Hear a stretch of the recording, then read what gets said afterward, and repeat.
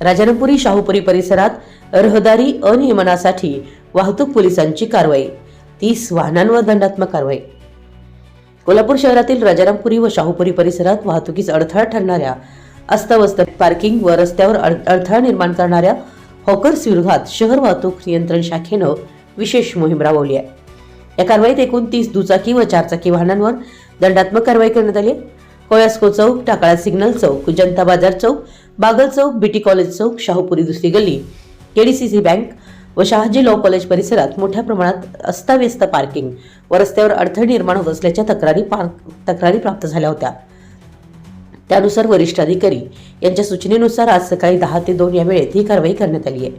ही मोहीम शहर वाहतूक नियंत्रण शाखेचे सहाय्यक पोलीस निरीक्षक नागेश म्हात्रे यांच्या नेतृत्वाखाली राबवण्यात आली।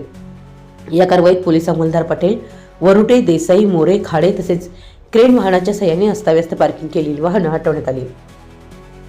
काही वाहनधारकांना स्पीकरद्वारे सूचना देऊन वाहनं काढून घेण्यात आली। या दरम्यान परिसरातील व्यावसायिक, बँक अधिकारी, दुकानदार, हॉटेल व्यावसायिक तसेच नागरिकांना वाहतूक नियमांचं उल्लंघन टाळण्याबाबत सूचना देण्यात आल्या। ग्राहकांची किंवा गिरायकांची वाहनं अस्ताव्यस्त किंवा डबल पार्किंग होणार नाही याची दक्षता घेण्याचं आवाहन करण्यात आलं आहे।